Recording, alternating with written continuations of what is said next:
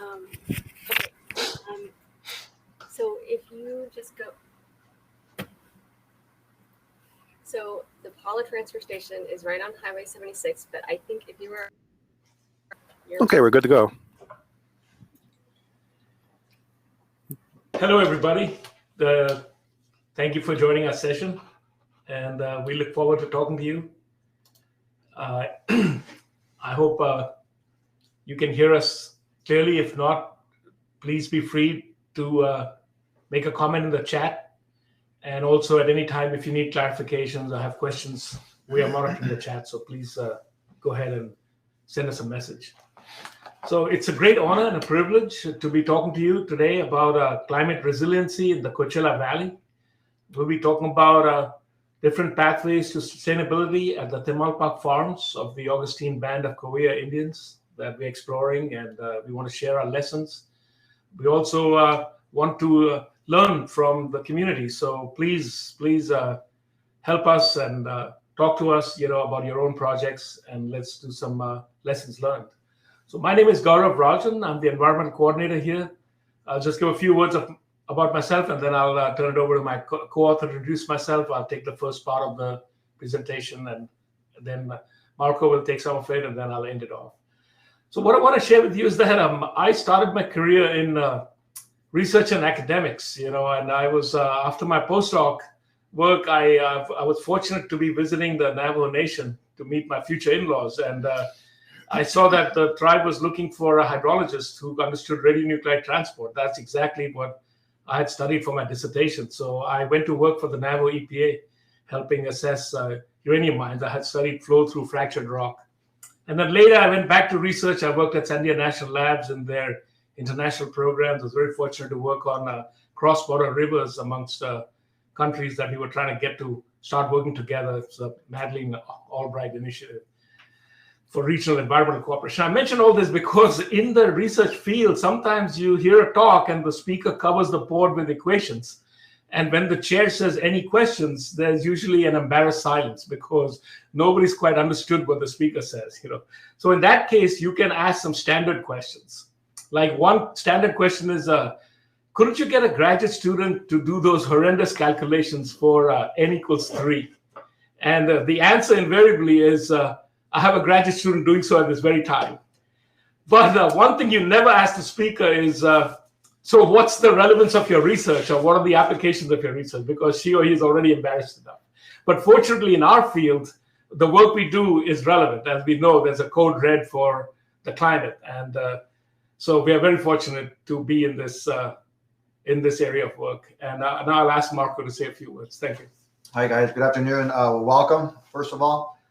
Thank you for joining us today on this little broadcast that we have for the climate resiliency in the Coachella Valley. My name is Marco Perez. I'm the environmental technician here with Augustine Band of Cahuilla Indians. Happily doing the work, environmental, that I love. I love the outdoors. It's been a privilege to be here, and it came from previously. I used to work with another tribe. Went back to the government sector with another water district for about a year and a half, and joined here Augustine almost a year in a few months here. But glad to be here. Enjoy the presentation that we have put together here for you. Any questions? We'll be able happily be able to answer those at the end of this slideshow. And we look forward to speaking with you and in a broader area. Thank you.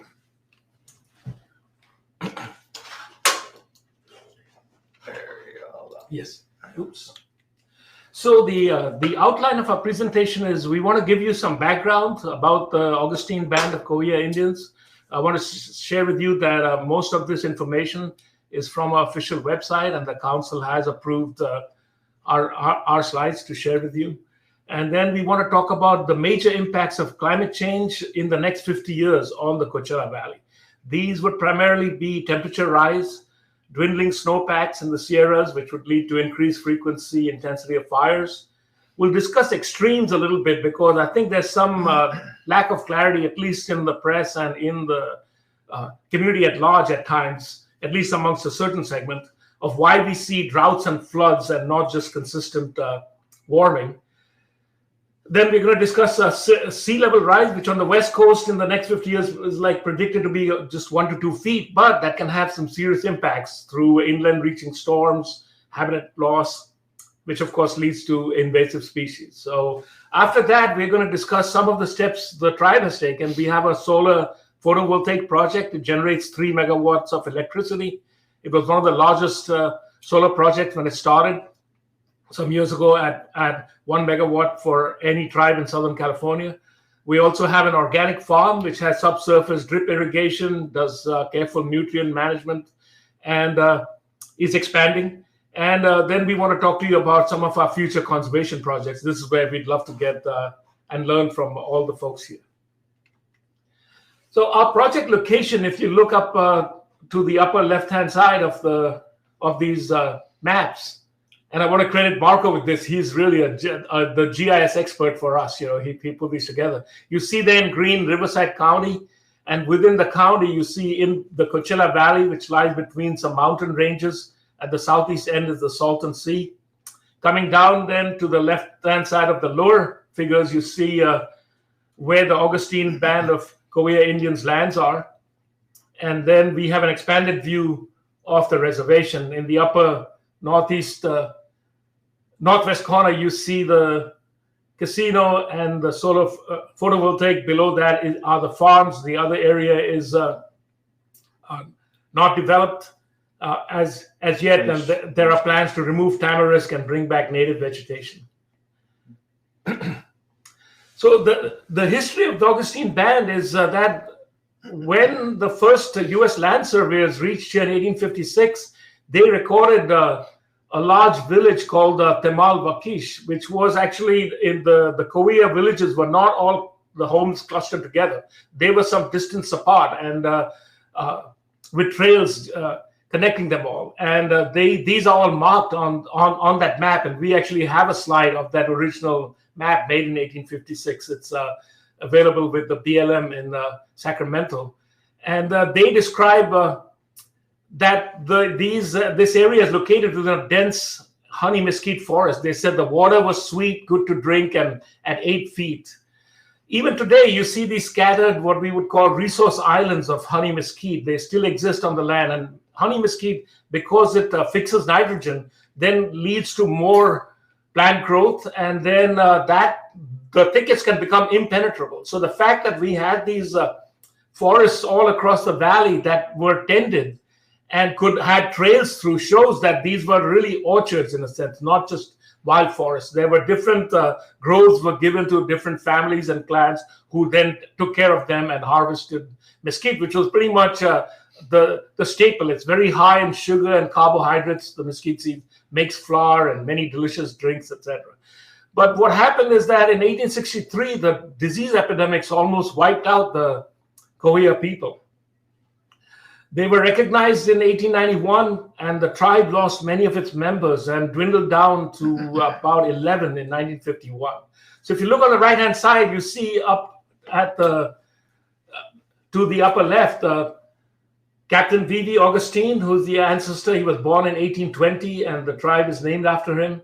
His great-granddaughter is Roberta Augustine, who's to the right of Captain's photograph, and she was the last surviving adult tribal member in 1972 with 3 children, and she passed away in 1987. And Roberta's daughter, Marianne Martin, then resettled the Augustine Band of Cahuilla Indians' lands in 1994, and she led the tribe to become an economic powerhouse. Really, the tribe is one of the smallest in the country, but employs well over 400 people, including Marco and me, of course. So what I want to say is that until the lands were resettled in 1994, the lands had been vacant for almost 50 years, and they had been used as dumping grounds by the non-native population. In fact, it took, I'd say, about 3 to 4 years of many agencies, federal, state, local, and tribal government to get all the drums and tires, and we even suspect there still may be some buried drums, and we are planning some subsurface surveys in areas of high concern. But in any case, after the cleanup, today we have a very different situation. We have an installed 3 megawatt electrical solar photovoltaic project. It has 25,000 panels. We have a large farm, 33 to 35 acres. It has drip irrigations, and we have a small casino. And now we are working, as I said earlier, to remove invasive species such as tamarisk and restore native species and habitat. So here's a figure of the map from 1856. To the extreme left, you see the original survey. The notes are very instructive to read that the surveyors made. But here's a blow up of that map, and you can see we are today located in section 18. Though you can see all over these sections, they have marked Indian wells and Indian rancherias. And to the right is a schematic of that survey, which shows you dense mesquite thickets. It shows you Indian wells, and it shows you many rancherias. And interestingly, it shows an old road, which if you look at today's maps, that is identical to California State Route 86. So, as most of us know, and for those who are entering this field, the Augustine band of Cahuilla Indians and other tribal nations, they have some unique climate change impacts, and primarily amongst those would be the loss of traditionally important plants, which is exacerbated by invasive species of plants and insects. And there's actually a wonderful book called Temalpakh, which means from the earth. It was written by an anthropologist, Lowell John Bean, and a Cahuilla elder, Catherine Siva Sobel, and they list over 250 plants that are used by the Cahuilla for medicines, for food, and ceremonies. So we plan to use this book in our own efforts to bring back native species and plants. And one thing we want to point out is that when we adapt to climate change, we have to start with a very comprehensive baseline inventory, and we're going to discuss that for our some of our projects in subsequent slides. But this kind of a baseline inventory being the first step means that we'll get immediate benefits when you do planning for a more sustainable future and try to account for climate change. So when you start these types of projects, you get immediate benefits, not in the long term. So now let's think about the annual average maximum temperature in Coachella. This is from a state website called CalAdapt. What this shows is that the black that you see is the observed temperatures, and then we have the model temperatures in brown, and then we have two scenarios represented here. One is what the international community has come to call the representative concentration pathway, which is a high release scenario, high emission scenario, and then there is the medium emission scenario that we have shown here. So under the high emission scenario, the annual average temperature had been about 88.5 degrees Fahrenheit from, say, 1961 to 1990. But under the high emission scenario, this could increase by almost 8 degrees Fahrenheit to 97 degrees Fahrenheit. So how would that impact us? Well, the major impact will be clearly we'll have dwindling snowpacks in the Sierra Nevada. This is a slide from NOAA, and it shows you here in this table that for a 1.8 degree Fahrenheit or really 1 degree Celsius rise, you could see 70% of the snowpack move up the mountain, the center of mass. For the Northwest Sierras, and for us, the Southeast Sierras, you'd see at least a 33% change. So what that means is most of our groundwater, surface water, comes from the recharge and what the snowpack that falls in the Sierras that flows to the ocean. Well, when we have these dwindling snowpacks, we have increased fire risk, we have increased drought, we have drier conditions in the forests, and as we all know, we get enormous and devastating fires. So why should we expect extremes? Because what we are seeing in these early stages is droughts and floods. We are seeing blizzards in July in various parts, and then very high temperatures, some of the highest recorded. And the reason is, think about it this way, let's say there's a pot of water with ice floating on the top on your stove, which is the upper figure in here, with some mild heat. And I've shown a little black dot to the left-hand side of this. So when you've got mild heat, the water will keep increasing in temperature gradually. That little black dot, if you had a temperature sensor at that point, would see a slow and steady rise in heat. But now look at the lower figure. If I increase the heat substantially on one side of this pot, I'll have a situation where hot water will rise and cold water will come down. This is much like a hot air balloon. The hot water has lower density, so it goes up, just like the helium or the hydrogen or the hot air in a hot air balloon. It rises up. And then on the other side, it'll fall down. So that little black dot will be seeing extremes in temperature. You'll see high temperature and then low temperature. And what that really means is, similar to this little analogy here, for the Earth, when we release these greenhouse gases and we trap the sun's energy from escaping, we're essentially in the bottom, we're in that bottom figure there. We have increased the amount of energy being input into the system.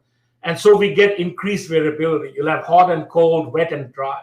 Eventually, of course, we will have only heat and drought. So we have to adapt. But that's what we'll see in the early stages, which I remember back in the 80s, most models predicted that extreme variability, most climate change models predicted extreme variability would come towards the end of the 2020s, like 2028 to mid 2030s. But we are seeing that, almost 10 years earlier.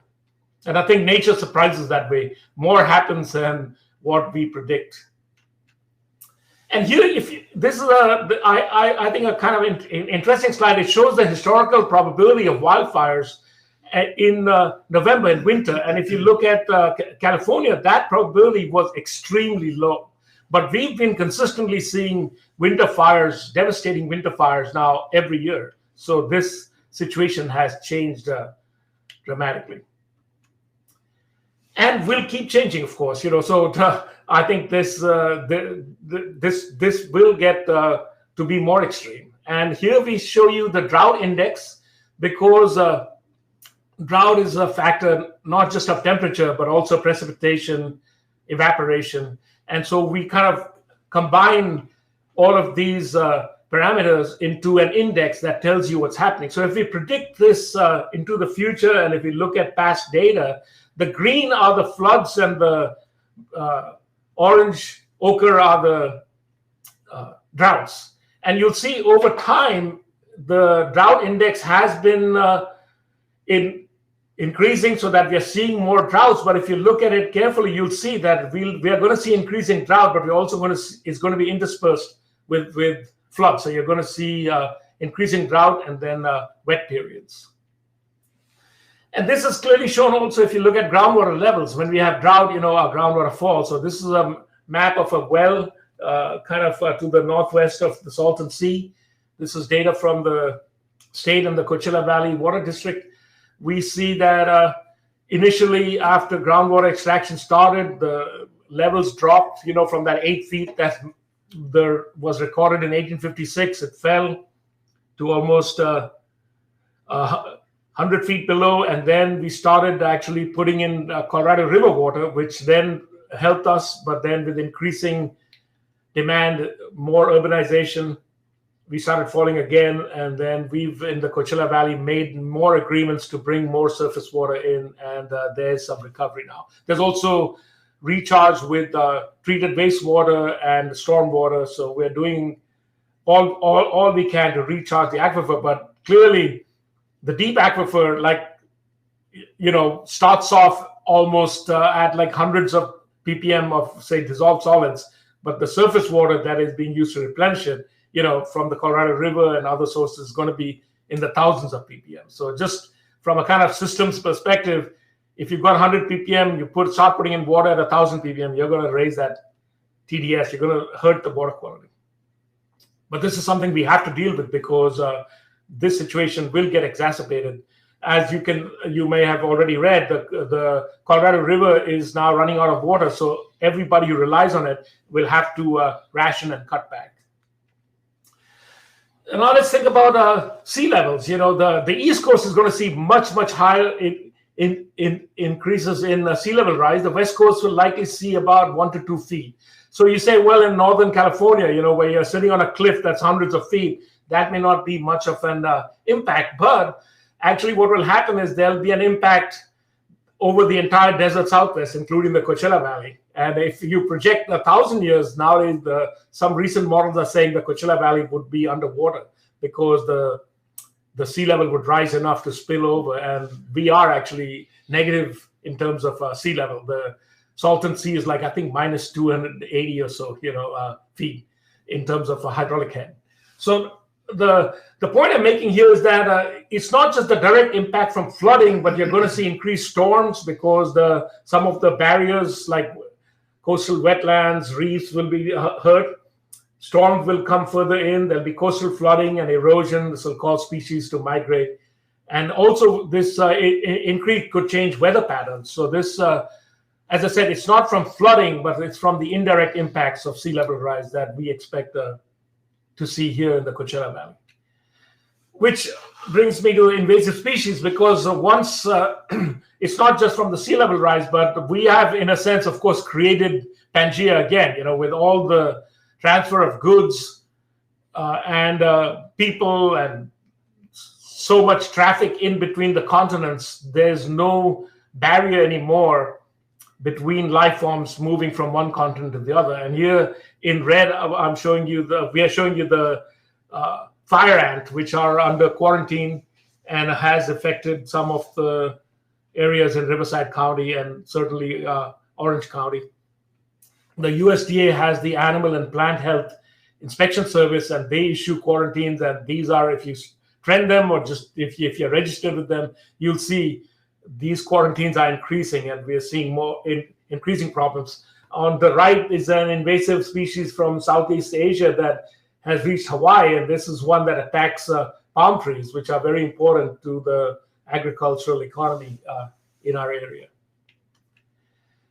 So given all these, we have to be resilient, we have to plan for the future. And in that sense, with the vision of Mary Ann Martin and our continuing leadership, you see here we have a picture of the solar photovoltaic plant. This is installed and operating, and there are efforts now to improve its efficiency. And this started in 2008, and it allowed the tribe to meet two of the vital goals: to be self-sufficient and then to protect the Earth's natural resources for future generations. We were the first tribe to develop such a major solar energy project, and it produces enough energy to power a major percentage of the energy needs of the tribe's business operations. So the organic farm is basically drawing its energy from solar as well as the casino. And today, as I had mentioned, there's 25,000 solar panels. This is enough electricity to provide energy for 500 homes, or you could think of it as removing 1,200 vehicles off our local highways, or eliminating enough CO2 as would be absorbed by a 1,600-acre pine tree forest. And now I'd like Marco, who really works very closely with the farms out of our office, to tell you more about the farms themselves. Thank you. As Raj says, I've been working closely with the farm. This is one of the assets that the tribe has, is that the EPA is able to assist with some of the water qualities, some of the soil qualities of a farm, and not only that, but to produce organic produce. And so it's a privilege that we're part of this growing market for the, well, not so much the market, but one of the entities for the tribe, and anything that we can do to assist with, it's greatly appreciated, and obviously we want to see this flourish into something great. So as Raj said, our entity here is the Temalpakh Farm. As you said before, Temalpakh means from the earth. So this farm consists of all organic vegetables. So it sits on 35 acres. As you can see in the slide here, some of the row crops that we have, some cabbage, some broccoli that has been growing. the 35 acres in the previous slides, and one of the first slides that he showed, it was right below the solar panels. And that sits, we all sit in a 560 acre reservation. So we're looking to in the near future here, we're looking with the partnership of NRCS to do some plot testing, studies, and some designs to help with some of the evaporation and some of the what I call it, the conservation of water and so forth. So it's an honor to have this, and we're looking forward to working closely with them, and obviously something that we can bring forth information to others that have farms on their reservations. Just to go over the slides really quick, here on the right, I said there's some row crops, but on the bottom we have one of our reservoirs, ponds, and then right above that we have our classroom, which is on the right, and then we have our farmers market. So it's kind of be the farm to table type of market. So whatever we grow in the back is actually going to be transferred over to the to the market itself. That's going to be available to all our to the community and farmers and so forth. Now the classroom, it's a great building to have, especially here, because obviously we'll be able to help the local farmers, schools, communities, just have some workshops, in regards to irrigation, possibly conservation, organics, and so forth, and just bring forefront in how tribes are now in this how we can grow stuff, naturally. So it's going to be a fun project, especially for the community. So some of the plants that we're going to be using that we're looking into with NRCS. Obviously, we're looking to be native, and that's one thing is huge with us. We want to bring some of the native plants back. Obviously, we want to do pollination friendly plants to help continue the span of pollinating throughout, which has, even climate change has taken a huge hit with them. And also, we want to make sure that we have proper watering techniques, and we want to make sure that we water properly and efficiently. Obviously, we don't want to use so much water, but we're going to do it efficiently and still have a good grow crop. And also, we want to continue with climate change. We also have our thoughts also with being fire retardant. We have to create a base that way we don't have fires that are spreading quickly and more urgently. We want to make sure we're able to have proper spacing for all that. And some of the as being a native here from the Coachella Valley, I've seen the trends of heat. I've seen the trends of our rain. I've seen the trends of our cold weather. So our cold weathers aren't what they used to be before. We've had longer summers now, longer heats, higher temperature heats. So we're looking to 125 at some points, and then some humidity as well. And not only that, but we've seen a lot of wind as well. We've seen a lot of wind that, especially this year, we've had a few incidents throughout the valley. So the San Gorgonio Mountains that lands in between. So we have this channel that all this channel wind just comes through and it just blows through. And back in March of this year, we had 18 power poles that went down during the storm. So it creates a loss in a lot of ways, jobs, homes. It's a devastation. It could be anywhere from 24 hours. It could be almost to a week, which some people on this incident, it took place. So with that, we've seen a lot of highly erodible, with these winds.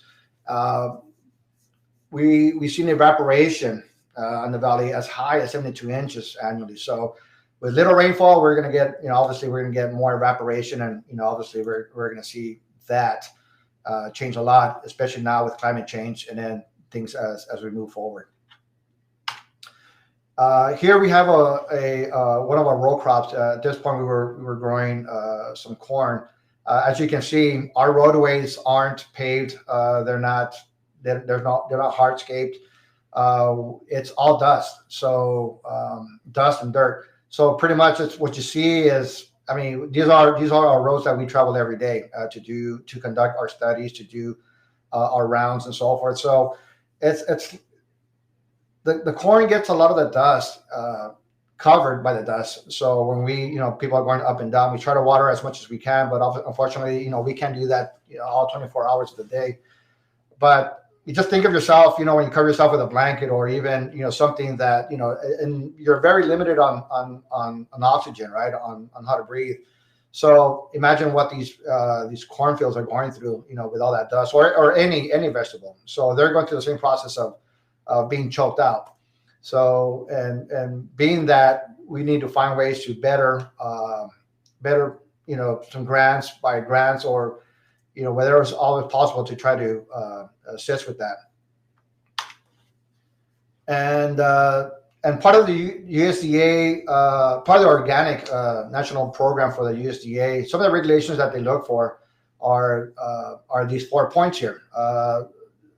They create like a barrier, it had to be certified, and then they're buffer zones. So the 4 points consist of the organic field borders, a conventional field of which prohibited substances are used. The organic field borders a roadway to which prohibited substance applied, usually to control the weeds. The organic field borders residential housing in which prohibited substances are applied. And the organic field has or immediate adjacent fencings, use lumber treated with prohibited substances. So all these USDA regulations are being used here, or will be being used in a farm in the near future. And going back to NRCS, this is we have this collaboration with them and the USDA that will be fulfilling this pretty soon. And I'll let Raj take the final leg here. Yeah, thanks, Marco. And as Marco mentioned, we want to create windbreaks for all of those reasons. Or in some cases, perhaps we could call them shelter belts. But what we want to do is a phased approach to this. So the phase 1 is to do a desktop study and figure out exactly what are the native plants that have all of those beneficial characteristics. And what we are finding is that many of the native and traditional plants will serve almost all of those roles. And I don't think this is just a happy circumstance. It took thousands of years of intimate knowledge of the natural world and of plants and animals and how they all interact to make this kind of symbiotic plant communities that support not just themselves and each other, but also other animals and insects and pollinators. So we are working in collaboration with the USDA, the Natural Resources Conservation Service. They've actually given us a small grant quite recently, and separately, other tribes, if you want to know more about the USDA project and their funding mechanism, they'd be happy to share that. You can send us an email. What I want to say is that we'll also reach out to several university experts, and they're hoping. That was one reason we wanted to come here and present, is that we're still looking for partners who will help us select these the right mix of plants for these shelter belts, because we don't see the shelter belts or the windbreaks as taking up some useful land that could grow economically valuable crops, but rather we see the shelter belts, even if they're, say, 30 feet wide, they could produce products. They could produce agroforestry products. So, for instance, mesquite would produce a mesquite bean that can make flour, and then that could make products that would be sold at the community center. And I want to say also on the farm that along with the future sales center that will be starting in a few months, we also sell boxes. You can sign up for boxes of organic produce, and we are working with several nonprofits to get these types of organic boxes to the needy and to those who don't really have access to good high quality food. And it's quite sad, but I learned recently that on the USDA map of food deserts, we are actually at the edge of a food desert. And with all the agriculture that happens here, it's just a wonder that there are communities, a few miles from us that don't have access to good, high quality organic food. which is how or even good produce, and that's how the USDA classifies food deserts. So what we want to do is in this phase 1, we'll do the desktop study. Phases 2 and 3, we are installing a test plot, and this has already begun in this fiscal year. What we are going to do first, before we install this test plot, is we're going to study what is in the soil. So we'll do a baseline inventory of the ants, the insects, the health of the soil. Then we'll grow the right mix of shelter belts. When we made the slide, we didn't know exactly where we'd do it, but working with the NRCS, we've decided on maybe one plot of 1 acre that would be encircled on all 4 sides, and then a few other shelter belts. So we've got the dimensions down, and then we're going to study these. What we want to do, if you look to the right-hand side, is we'll want to study not just the nitrogen fixation and carbon sequestration possible with these shelter belts, but we'll look at plant health, including the health of microorganisms. Then only recently, mainstream science has realized that these microorganisms in the root zone are what allow the plant to extract nutrients from the soil. It's not the plant cells alone that can do this. And what we are planning is that we'll study the bacteria and the algae in the root zone and try to understand how that's changing. And if you look at the traditional method of planting, where you use a stick, and I had met actually a Native American farmer who told me when he was young, he and his sister would plant the seeds, the corn seeds. This was back in the Southwest where I moved from.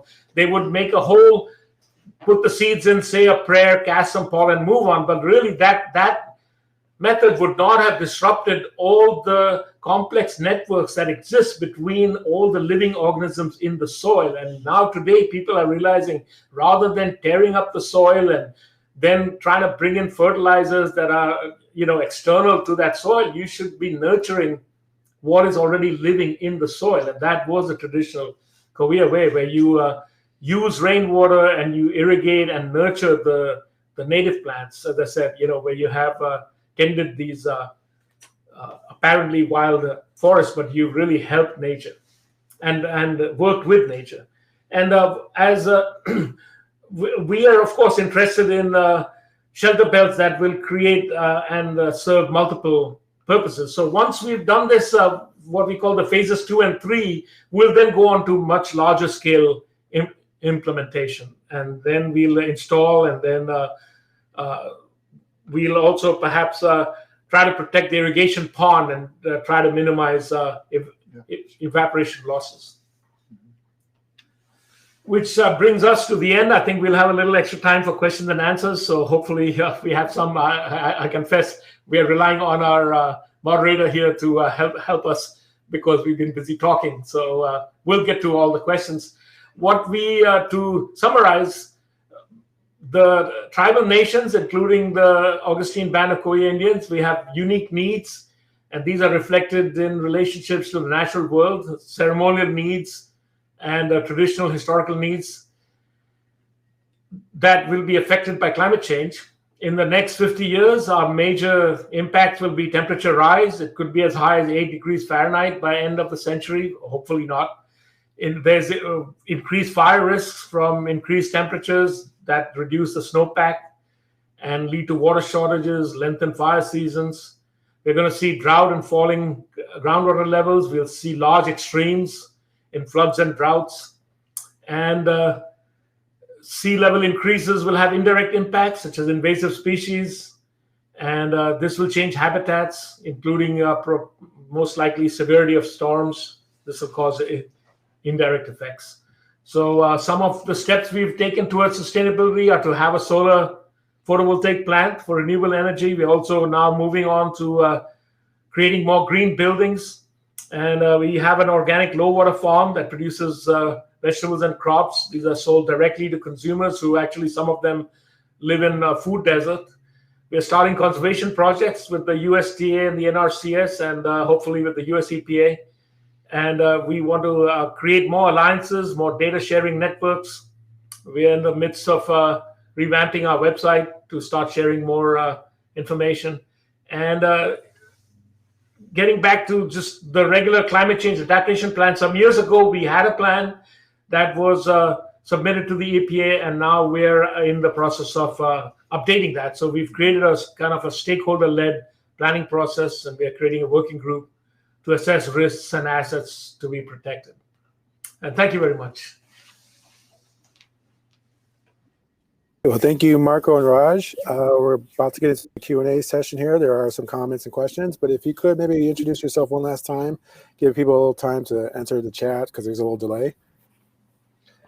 Okay.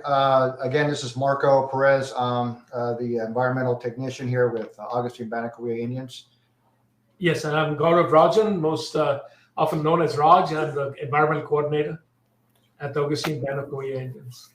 Cool. Well, thank you. Yeah, if you don't have a question, at least say a hi, hello, or good day. It'd be good to see some faces via the chat. We do have a comment which kind of leads into a question for Carolyn. They stated, you may want to plant native cover crops to reduce aerial dust and enhance soil biology. And the question is, do you have native flora species planted surrounding the solar panels to encourage?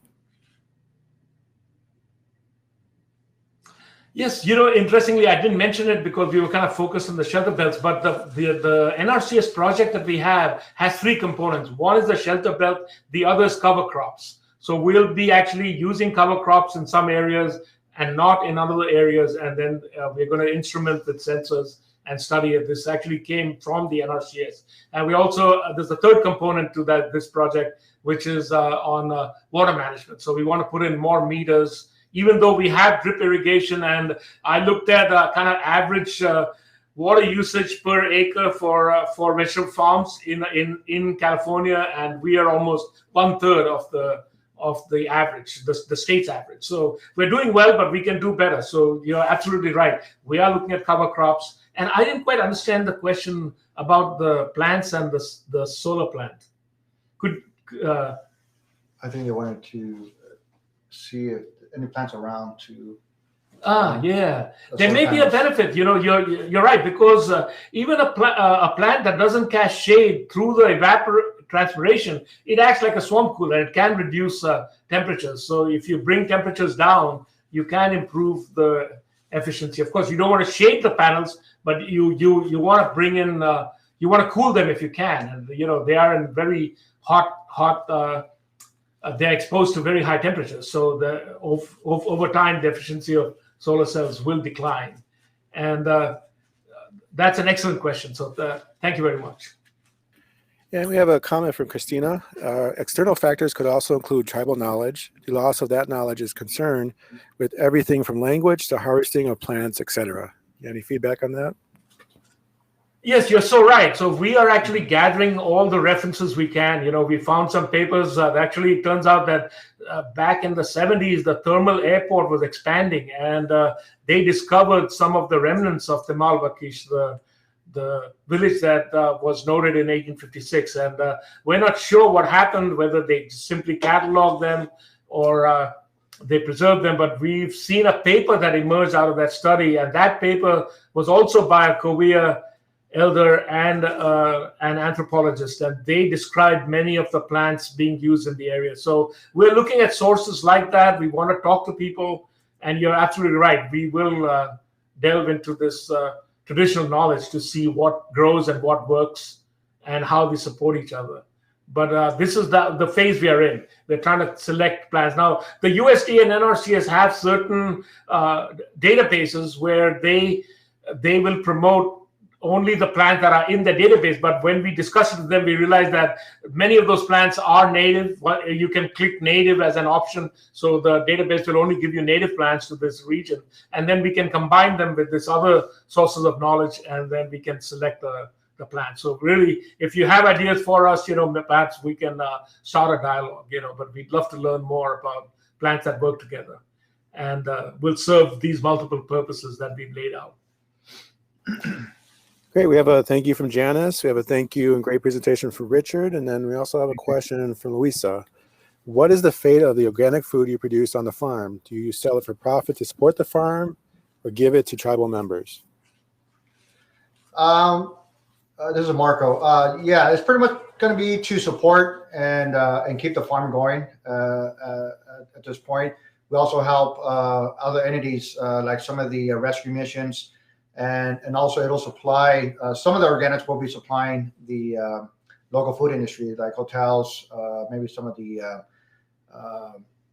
supermarkets and so forth. But more, some of it's going to go to food banks, obviously, some of the rescue missions. But for the most part, it's going to be self-sustained for the farm itself, just to keep it going. Also, just to mention, we feel that it's going to be a great opportunity even for other tribes, maybe to visit and see how the project is going, and something maybe you guys, anyone out there might want to be interested in.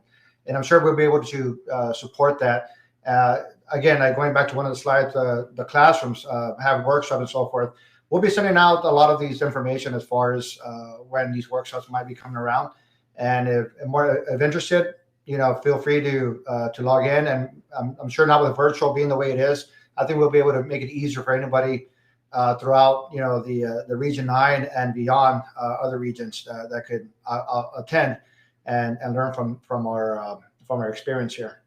And I'd like to mention the Temalpakh Farms has an excellent website. So you can go to the Temalpakh Farms website. If you just did Temalpakh Farms, you'd find it, but you can always add Augustine Band of Cahuilla Indians, to narrow your Google search. But once you get on the website, you can actually sign up, and it's a very reasonable. You can start getting a box of organic produce delivered. So that facility is already available. I think a large number of people have signed on. I think it starts in fall.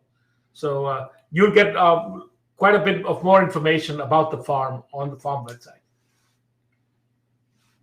Cool. We have Christina said local knowledge is the best resource. Kelsey came in and said, I'd love to visit the farms today. Thank you for the presentation. And Luisa also agreed. We'd love to come and visit and see how you operate. Oh, yes. Just let us know and we can arrange some like a visit, no doubt. And when the community center opens, it'll be open to the public, so you'll be free to visit anytime. And then Modesty mentioned they would love info on those tours. And Modesty also mentioned, can you include the URL or website link? Oh yeah, on the we'll be the website. Yeah, we could. For the Temalpakh Farm, we have to hunt for it. Yeah, we'll get plug it in. I can go do that. Yeah, we can post that up in a little bit. We have a few minutes, so okay, you want to do that? I'll be right back. So let Raj go ahead and do that. What I'll do though, I'll include my email. I'll include Raj's email, and that way, if you need to get a hold of us, then we can, we'll touch bases through there. And if not, you can go through the website when he provides it right now. Yeah, appreciate all the comments. Appreciate all the questions. We're very excited about this project. Not only that, not just the farm itself, but obviously, climate change and how we can, better ourselves and better the reservation and better our environment. So I'll include my email right now in a sec. Thank you. Yeah, we had a comment from Shasta. She mentioned you need to host a meeting with the Climate Science Alliance Tribal Work Group and give us a tour. Perfect. Yeah. And then I'm sorry, Carolyn has one more question. Do you have a list of surrounding communities within food deserts that you donate or sell to? We do. I'm not in administration for the farm, but we do have the folks there that administer that do have all that information, all the vendors and all the people that they donate to. It's www.temalpakhfarm.com. Yeah, like I said, once you make contact with us, we can share all that with you. Can you type that in? It's www.temalpakhfarm.com, and Mark was just typing that up. www.temalpakhfarm. Let me make sure it's not farms. Sorry, folks. Yeah. We weren't too prepared for this one here. Farm. Temalpakhfarm.com. Farms. No, not farms. Oh, just farm. Farm.com. All right. There we go. Yes. Well, thank you all very much. We really appreciate all the feedback and your interest. Thank you again, Marco and Raj, and thank you for everyone who contributed, the comments, questions. It seemed like this really was a good session. And I think we're good, unless someone else has one last comment or. Thank you. Be safe. Thank you, everybody. Thank you. Be safe.